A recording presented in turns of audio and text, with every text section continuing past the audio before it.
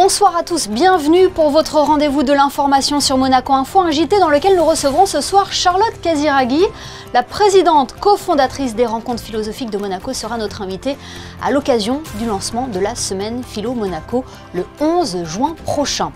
Les accidents domestiques sont la première cause de décès chez l'enfant, outre le fait de rester vigilant à chaque instant, apprendre les gestes de premier secours est essentiel. Nous avons suivi une formation donnée par la Croix-Rouge monégasque. Le festival de télévision de Monte-Carlo dévoile sa programmation. La légende américaine Morgan Freeman fera partie des têtes d'affiche de la 63e édition. Immersion chez les sapeurs-pompiers de Monaco, c'est le titre d'un nouveau magazine à découvrir ce soir après votre JT. L'opportunité de dévoiler la face cachée de ce métier et la vie en caserne. Nous en parlerons avec Maxime Ivrard, chef de corps des sapeurs-pompiers de Monaco. Dans ce journal également, nous reviendrons sur la deuxième édition de la Mounegou Cup, un tournoi créé sous l'impulsion du président de l'AS Monaco et qui a pour but de promouvoir la pratique sportive. Et puis c'est une discipline en plein boom, l'escalade ne cesse de séduire de nombreux adeptes. Elle compterait même plus de 25 millions de pratiquants à travers le monde.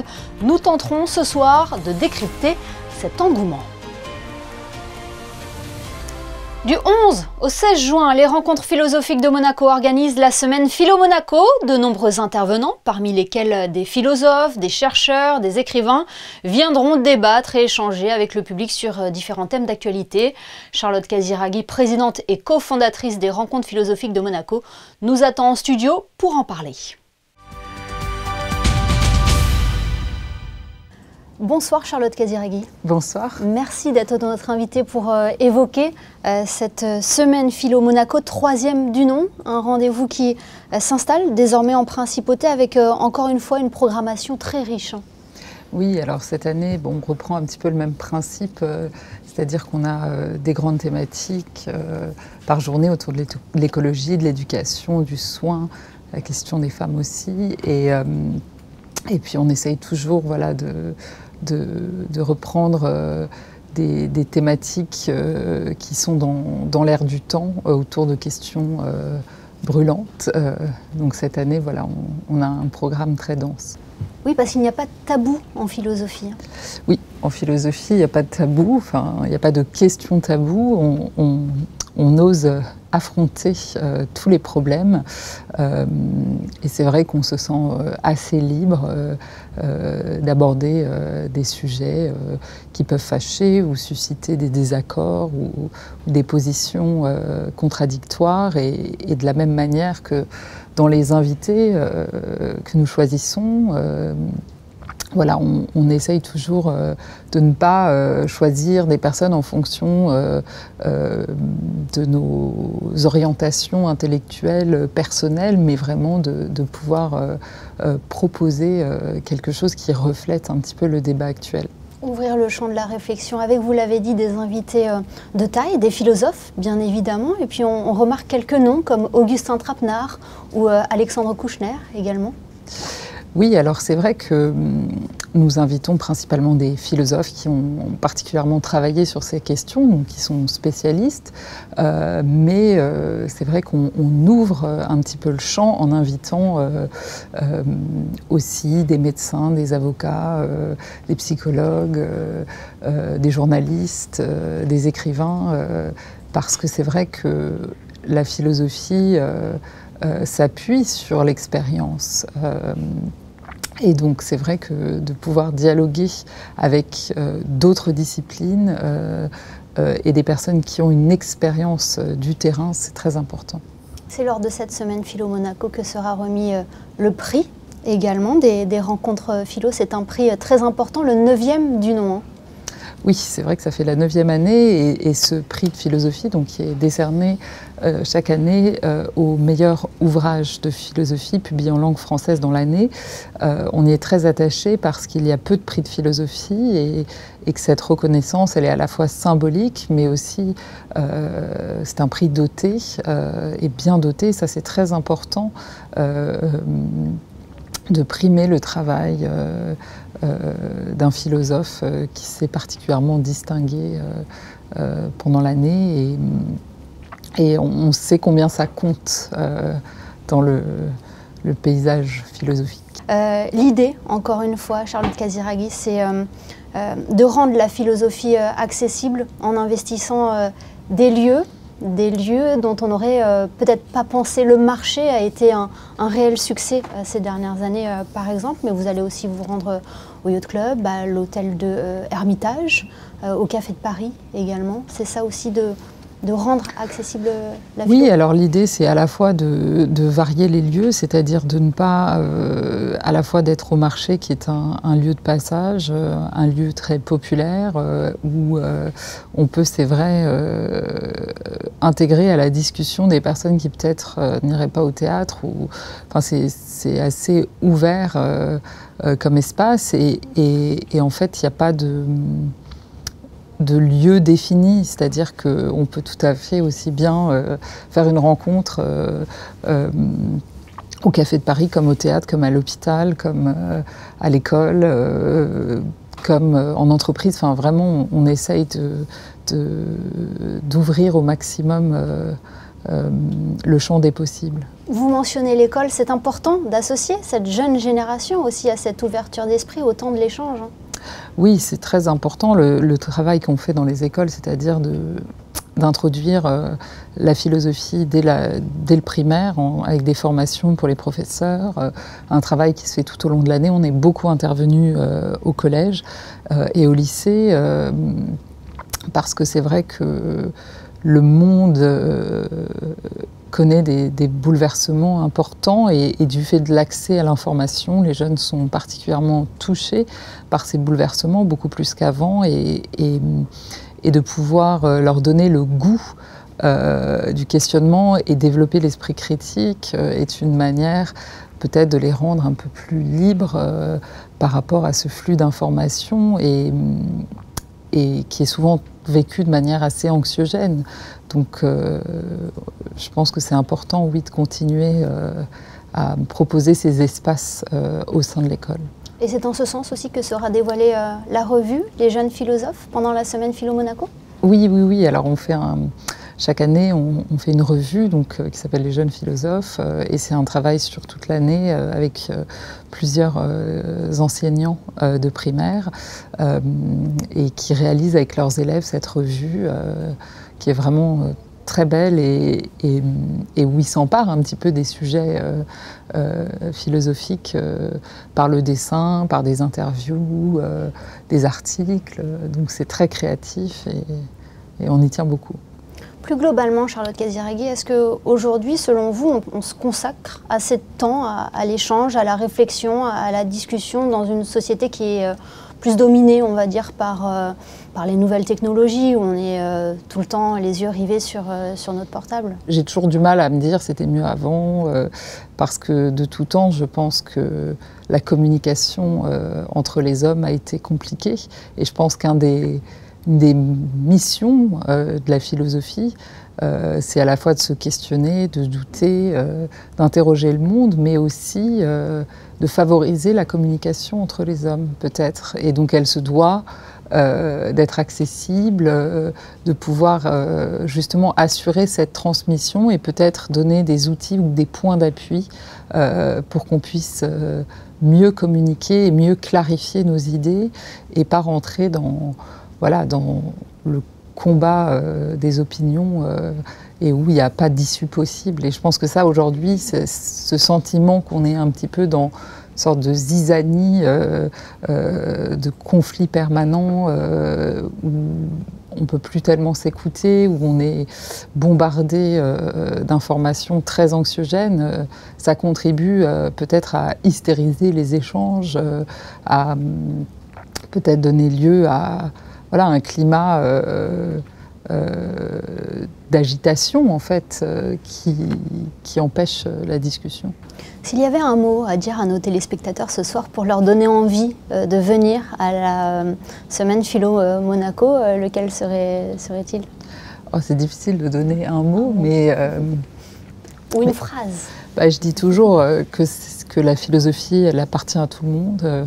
Elle n'est pas réservée à une élite. Le but, c'est qu'elle s'infuse et qu'elle se diffuse dans la société et tout le monde peut prendre sa part à la réflexion et que c'est des sujets qui nous concernent absolument tous, et que la philosophie, voilà, c'est la chose la plus concrète du monde et qu'elle peut parler la langue de tout le monde tout en s'appuyant sur des concepts qui permettent peut-être de clarifier un petit peu nos pensées. Donc plus vous êtes nombreux, plus on est nombreux, mieux on réfléchit aussi. Donc venez nombreux.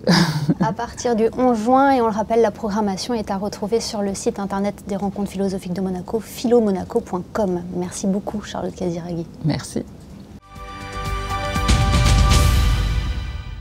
Les accidents domestiques sont la première cause de décès chez l'enfant. Outre le fait de rester vigilant à chaque instant, apprendre les gestes de premier secours est essentiel. Dans le cadre de sa mission de sensibilisation, la Croix-Rouge monégasque dispense des formations de secourisme.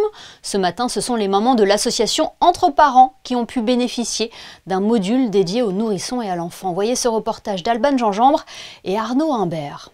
Je vais venir prendre, enrober la tête du petit, en tenant avec mon avant-bras tout son buste, le retourner, le mettre sur l'autre jambe, et je vais prendre mon petit repère sur le sternum, un doigt vers la pointe du sternum, je vais poser 2 autres doigts et j'enlève celui du bas. C'est un geste qui peut sauver la vie de votre enfant. Le temps d'une matinée, la Croix-Rouge monégasque enseigne une partie de la formation de premier secours civique de niveau 1. On leur apprend à agir face à leur enfant, par exemple, qui a avalé un petit Lego, une petite bille, donc pour l'étouffement. Donc aussi pour une hémorragie, si celui-ci s'est coupé avec le petit couteau qui se baladait dans la cuisine, on ne l'espère pas non plus. Et aussi sur la conscience et la réanimation cardio-pulmonaire qui est très importante au niveau des risques chez l'enfant et le nourrisson. On voit l'investissement et la curiosité en tant que parent, d'autant plus avec les enfants, justement de connaître les gestes et d'être actif en fait au niveau je connais et au cas où je sais faire. Donc non, elles sont vraiment à 100% et très intéressées, donc c'est vraiment génial. Pour cette maman, il était naturel de prendre connaissance de ces gestes pour pouvoir affronter tous les cas de figure. On n'avait pas de formation premier secours à la maternité, il paraît que c'est en place depuis, mais donc on part d'une page blanche, donc on découvre un peu tout. Je pense que c'est bien d'être initié justement aux premiers gestes de secours, parce qu'avec un enfant, il y a plein de choses diverses et variées qui peuvent arriver, et c'est toujours mieux d'être préparé plutôt que de ne pas savoir quoi faire sur le moment. Outre ce module dédié aux nourrissons et à l'enfant, la Croix-Rouge monégasque invite les participants à réaliser la formation PSC1 dans son entièreté, une formation qui s'effectue sur 2 jours. Faisons plus ample connaissance à présent avec les dernières start-up qui viennent d'intégrer Monaco Tech. Elles ont été présentées hier soir dans les locaux de Fontvieille lors d'une soirée démodée. Plus de détails avec Christine Datomel sur des images de Camille Caloni. Le démodé permet de découvrir les toutes dernières nouveautés en termes de start-up. L'incubateur Monaco Tech a donc présenté ses dernières recrues hier lors d'une conférence. Des recrues présentes pour parler de leurs projets, des projets innovants et dans l'air du temps. Je suis infirmière depuis plus de 25 ans et dans ma pratique quotidienne, je me suis aperçue qu'il restait quand même un trou de sécurité et de qualité dans une pratique très particulière du soin. Et c'est pour ça que j'ai décidé d'inventer une invention permettant en fait de régler le problème du risque infectieux et de l'exposition au sang et au virus. C'est un dispositif médical qui va remplacer l'utilisation basique d'une seringue et d'une aiguille. Il faut savoir que mon dispositif vraiment s'adresse à des services spécifiques comme la dialyse, la chirurgie cardio-thoracique, l'ECMO, la réanimation, les urgences. Partout, on va utiliser un circuit extracorporel et c'est là où on a souvent besoin de faire un test avec une goutte de sang, par exemple pour faire une glycémie ou calculer une hémoglobine, et c'est là que mon dispositif médical intervient. Alors la start-up, elle s'appelle L'Apurative et elle s'agit d'une société de cosmétiques de luxe durable. Et la particularité, c'est qu'on a des produits certifiés bio, mais aussi faits à Monaco. La société a été fondée il y a 2 ans, mais en fait on a conçu les produits de A à Z, donc ça a pris 2 ans de développement et aujourd'hui on lance notre première gamme de produits d'accueil. Vous pouvez déjà les trouver au Monaco Yacht Club, au Fermont, au Terme Marin. Voilà, donc on s'est déjà positionné sur Monaco, que ce soit dans les boutiques et dans les restaurants. Des projets donc à fort potentiel déjà sur le marché ou qui seront développés très prochainement. À la suite de cette présentation, ces nouveaux business models à la technologie émergente ont été plus largement abordés lors d'un rendez-vous networking. Il débutera le 14 juin prochain et accueillera les plus grandes stars du petit écran, mais pas seulement. Le Festival de télévision de Monte-Carlo a dévoilé aujourd'hui au Crème la programmation de son événement. On sait déjà que la légende américaine Morgan Freeman a confirmé sa participation, mais que nous réserve la 63e édition? Élément de réponse avec Justin Hadel et Alexa Vial. C'est un événement incontournable en principauté. Pour la 63e fois, le Festival de télévision de Monte-Carlo déroulera son tapis rouge au Grimaldi Forum pour accueillir des stars internationales. Et niveau programme, il y a de quoi ravir le plus grand nombre. Nous allons donc ouvrir cette nouvelle édition avec une avant-première mondiale, bon, comme il est de coutume, mais produite par deux énormes producteurs et acteurs, donc Morgan Freeman et Kevin Costner. Nous aurons aussi la totalité, du moins le cast le plus important. Tout au long de la manifestation, nous aurons l'opportunité de présenter des avant-premières mondiales, internationales et françaises, beaucoup d'événements publics, des prix spéciaux, donc avec une nymphe de cristal à Morgan Freeman, une nymphe d'honneur à Olivier Marchal. Donc je peux dire que cette édition va ravir les fans, les professionnels et la presse. Ce festival permet surtout de réunir des célébrités du petit écran pendant 5 jours, du 14 au 18 juin. Cette année, 2 catégories de jury départageront 18 programmes provenant de 11 pays. Seront aussi organisées des séances de dédicaces et des rencontres. Donc on aura de très belles personnalités qui viendront fouler le tapis rouge au Grimaldi Forum pendant le festival. On aura des séries, notamment on va fêter les 50 ans de La Petite Maison dans la Prairie. Donc on aura la famille Ingalls qui sera réunie pendant le festival. On fêtera le 1000e épisode de NCIS avec donc les acteurs et actrices emblématiques comme Michael Weatherly, Cobb de Pablo, etc. Nous aurons aussi la famille Crête qui sera présente pour une séance de dédicace. Et on aura évidemment plein d'autres événements publics autour de la série Escort Boys, en famille. Roxane, la pâtissière, qui va faire aussi un événement public. À noter que cette 63e édition sera clôturée par un dîner de gala le mardi 18 au soir dans la salle du Sporting Monte-Carlo. Le tout avec une animation assurée par Cathy Guetta. Eux ont déjà été les vedettes des séries télévisées comme New York 911 ou Chicago Fire, mais le programme inédit que Monaco Info lance ce soir relate bel et bien de la réalité. Pendant une année, l'équipe menée par Alban Gingembre a eu l'opportunité de suivre en immersion les sapeurs-pompiers de Monaco. Après le journal, donc, vous pourrez découvrir le premier numéro de ce document inédit et exceptionnel. Pour développer cela, rejoignons Maxime Ivrard, le chef de corps des sapeurs-pompiers de Monaco. Bonsoir Maxime Ivrard. Bonsoir Émilie. Une équipe de Monaco Info a donc suivi le corps des sapeurs-pompiers pendant plusieurs mois. L'objectif est de montrer la face cachée de ce métier et la vie en caserne. C'est une véritable immersion à vos côtés, on peut dire. Oui, tout à fait. C'est un projet qui a débuté maintenant il y a quasiment plus d'une année. L'objectif était de montrer la face cachée de l'iceberg parce que les gens voient les pompiers. On voit les camions qui sortent, puis on n'est pas très discret quand même, nos camions rouges, jaunes, qui sortent toutes sirènes hurlantes et avec les gyrophares qui flashent. Donc ça c'est une partie qui est visible, mais pour en arriver là, en fait, derrière, il y a une grosse machine pour préparer nos interventions, et donc les missions sont beaucoup plus larges que ce qu'on peut voir. Oui, parce qu'on dit toujours que les pompiers sont des soldats du feu, et pourtant leur profession est beaucoup plus vaste, elle ne se résume pas qu'à cela. Alors, elle ne se résume pas qu'à cela, puisqu'effectivement 85% de notre activité c'est du secours à personne, mais l'activité incendie, c'est l'activité historique des pompiers, et c'est l'activité qui nous prend peut-être le plus de temps en termes de préparation, de moyens, mais en termes d'intervention, de temps sur les opérations, c'est pas la plus grosse partie. C'est ça le but de ce magazine, de montrer la réalité du terrain? Alors effectivement, c'est de montrer la réalité du terrain pour, je dirais, montrer à tout à chacun le travail de métier dans sa complexité, dans sa polyvalence. Et trop souvent, les services qui sont, je dirais, en arrière-plan ne sont pas montrés et on ne connaît pas leur travail, qui est tout aussi important, le travail du soutien, que le travail de l'opérationnel. Et pour vous, ça vous tenait à cœur, justement, qu'une caméra vous suive dans cela? Alors ça me tenait à cœur, effectivement, et puis c'est toujours bien qu'on accueille des gens chez nous. Ça met en avant les hommes de l'ombre, ça met en avant les pompiers, donc eux sont enchantés d'accueillir les journalistes pour leur faire découvrir leur métier, qui est également leur passion en fait, parce qu'on ne peut pas être pompier si on n'est pas passionné, vu les contraintes, vu les risques de ce métier. Et c'est la première fois que vous accueillez une caméra pour une telle immersion? Oui, c'est la première fois à Monaco qu'on ouvre grand nos portes et on fait bénéficier aux journalistes de toutes les opportunités, que ce soit sur les départs en intervention, dans les formations, que ce soit sur Monaco ou à l'extérieur, parce qu'on se forme aussi à l'extérieur. Donc on essaye d'être le plus exhaustif possible dans cette mission de reportage sur les pompiers de Monaco. Alors ce magazine se décline en 11 épisodes. Le premier est diffusé ce soir et il porte sur une activité du corps pendant le Grand Prix. C'est vous qui avez choisi la diffusion de ce premier épisode. Pourquoi ce choix?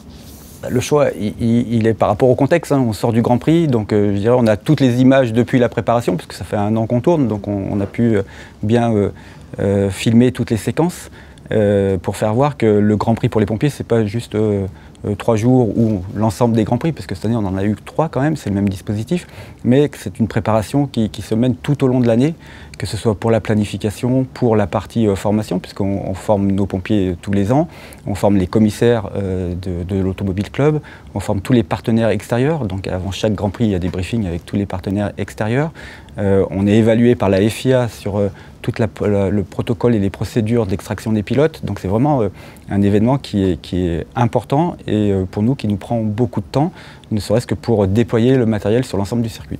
Et plus globalement, qu'est-ce que vous souhaiteriez que l'on retienne du travail réalisé par Alban Jeanjambe, ces 11 épisodes qui nous permettent une immersion dans le corps des sapeurs-pompiers de Monaco? Là déjà, vous me donnez l'occasion de la remercier, vraiment sincèrement, puisque en fait, elle a fait preuve de beaucoup de disponibilité, de professionnalisme, de gentillesse. Parfois, nous, on est un petit peu exigeants, mais en tous les cas, c'est vraiment, je suis très reconnaissant envers elle, envers la direction de la communication aussi, qui nous a autorisé de faire ce montage, de mettre des moyens, parce que je sais aussi que c'est prenant pour un service. Et puis après, pour elle et pour les monteurs, c'est la difficulté du choix des images pour réduire à quelques minutes chaque épisode, alors qu'il y a des heures et des heures d'enregistrement. Donc ça, c'est le travail du journaliste, du monteur, enfin de mettre les plus belles images dans ces petits reportages. On disait toujours mettre les cerises en haut du panier à l'école de journalisme. J'espère en tout cas que ce magazine va aussi plaire à nos téléspectateurs. Et le premier épisode est donc à découvrir à partir de ce soir. Merci beaucoup Maxime Ivrard d'avoir été notre invité ce soir. Merci à vous. Promouvoir la pratique sportive et mettre en avant les valeurs éducatives du sport, telle est l'ambition de la Mounegou Cup. Créée sous l'impulsion du président de l'AS Monaco, Dimitri Ribolovlev, ce tournoi opposant des écoliers de la Principauté a eu lieu ce mardi au Stade Louis II. Christine Tomel et Alexa Vial reviennent sur la 2e édition de cet événement. Des sourires, des cris de joie et du sport, la 2e édition de la Mounegou Cup a tenu toutes ses promesses ce mardi au Stade Louis II.